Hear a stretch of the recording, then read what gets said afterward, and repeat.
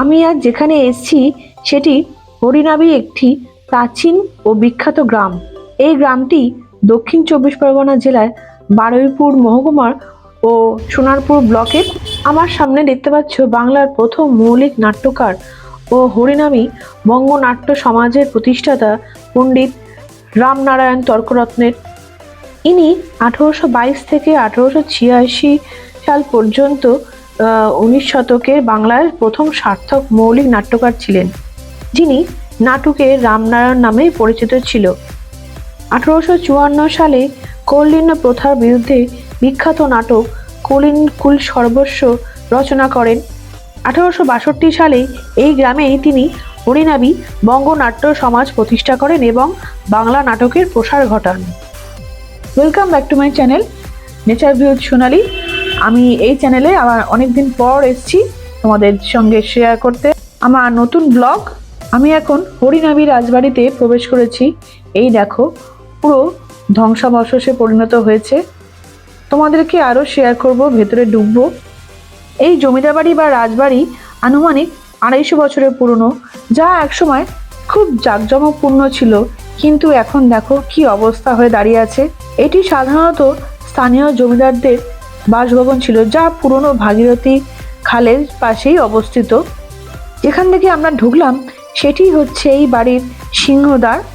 এই রাজবাড়ির 4টে প্রবেশপথ ছিল। দক্ষিণ দিকে একটি বড় দিঘি ছিল, যার পাশে একটি দোতলা নহবতখানা ছিল, যা বর্তমানে পুরো ধ্বংস হয়ে গেছে।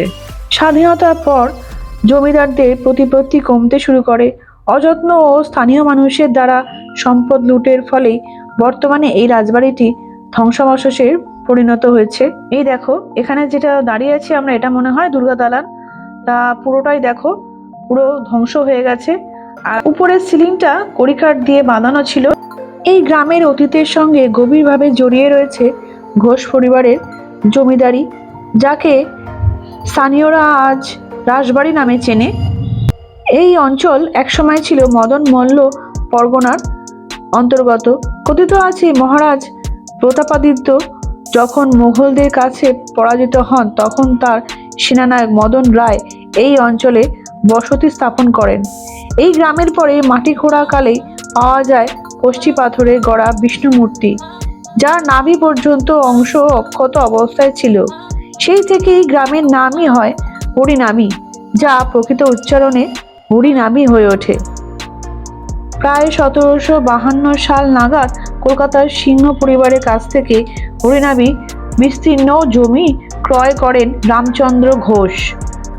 পরে তার পুত্র হরমোহন ঘোষ বর্তমানে বাসভবন এবং দুর্গা দালানের ভিত্তি তৈরি করেন। আর তাদের উত্তরসূরি নবীনচন্দ্র ঘোষ নির্মাণ করেন 16 খুঁটি ভিত্তিক নাটমন্দির, যা সেই সময় হরিনাবি সংস্কৃতির কেন্দ্র হিসাবে গড়ে ওঠে। এই নাটমন্দির কেন্দ্র করেই শুরু হয় বিখ্যাত রাস উৎসব। সেই থেকেই ঘোষেদের প্রাচীন বাড়িটি পরিচিত হয় রাসবাড়ি নামে। রাসবাড়ির কাছে আজও দুর্গা দালানের অবশেষ দেখা যায়। এই দেখো, তোমাদের দেখাচ্ছি দুর্গা দালানের অবস্থা। নবীনচন্দ্র ঘোষের আমলে এখানে প্রতিষ্ঠা করা হয় গোপীনাথজি ও রাধামণির বিগ্রহ। 1907 সালে হীরালাল ঘোষ এই বিশাল লোহার রথ নির্মাণ করেন, যা টানতে লাগতো প্রায় 30 জন লোক। একসময় রথযাত্রা ছিল গ্রামের সবচেয়ে আকর্ষণীয় অনুষ্ঠান। আজ এই রথটি রাজবাড়ির সামনেই নিঃশব্দে পড়ে আছে। রথটি এই রাজবাড়ির বাইরেই রাখা আছে, লোহার রথ। তোমাদের একটু পরেই দেখাবো।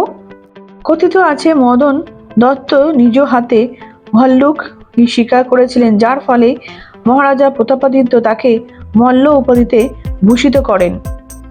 নবদ্বীপের আদতে এখানে পণ্ডিত ও ব্রাহ্মণদের বসবার ব্যবস্থা করা হয়েছিল, যা পরবর্তীকালে এই অঞ্চলকে দক্ষিণের নবদ্বীপ হিসেবে পরিচিত করা হয়। দেখো কি ইটগুলো, দেখো কত সরু সরু ইট। আবার কারুকাজ করা আছে পাতার। আর এই দরজাটা দেখো, দরজা, এই যে দরজা শালকাঠের, দেখো শালকাঠ, এটা হ্যাঁ শালকাঠ। এইটা ছোট, মানে এইটা দিয়ে ঢুকতো আর কি, বুঝলে? এই ছোট বন্ধ করে দিত। হ্যাঁ, এইটা দিয়ে ঢুকতো, গেটটা বন্ধ থাকতো, এটা দিয়ে ঢোকা হবে মানে জাস্ট কিছুর জন্য দরকার। হ্যাঁ, দরকারের জন্য এই ছোট গেটটা ঢুকতো। এই দেখো ছোট গেটটা দিয়ে এই যে কাঠের টেক্সচারটা দেখো গ্রিলটা মনে হয় বন্ধ করে শেকলটা হ্যাঁ এই দেখো কত বড় বড় ইয়ে দেখো হ্যাঁ বাবা স্ক্রুটা দেখো এটা ওই আমলে ব্রিটনি একটাই আছে হ্যাঁ দেখো এইটাই ওখানে দিয়ে দেয় এই যে এই আংটাটা দিয়ে দেয় কোনটা কোথায় ও সিটকিটা নেই তো এইখানে খুলে ফেলেছে এখনো খুলছে বন্ধ হচ্ছে হ্যাঁ ইয়ার বন্ধ হয় না বোধহয় আর খোলাই থাকে কি আর ইয়ে করবে বাবা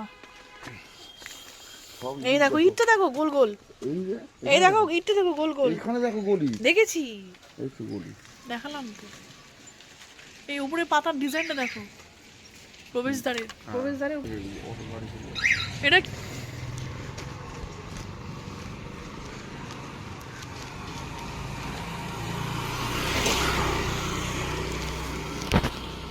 এই দেখো আর্টসটা কিন্তু পুরোটাই গেছে এই যে আর্টসটা এই পুরোটাই গেছে দেখো এটা এখানে ছিল এইটা বরাবর ছিল হ্যাঁ বরাবর ওটা ভেতরে গিয়ে ছিল এই যে আর্টসটা এই যে দেখো আর্টসটা যাচ্ছে দেখো এখান থেকে ছিল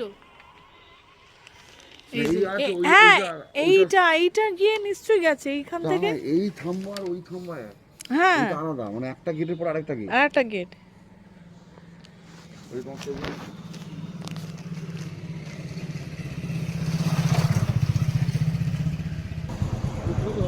দাঁড়াও এদিকে মনে পুকুর হ্যাঁ হ্যাঁ নামতে হবে ওটা রিনোভেশন করি দুটোই মানে রং তো বন্ধুরা আজকের মতন আমার ভিডিওটা এইটুকুনি তা তোমাদের কেমন লাগলো তোমরা অতি অবশ্যই জানিও আর আমার এই চ্যানেলটা সাবস্ক্রাইব করে দিও যারা সাবস্ক্রাইব করোনি আর একটা লাইক করে দিও তাহলে আমার খুব ভালো লাগবে তাহলে চলো টাটা আজকের মতন এইটুকুনি ভিডিও তোমাদের সাথে শেয়ার করলাম পরে আবার আসছি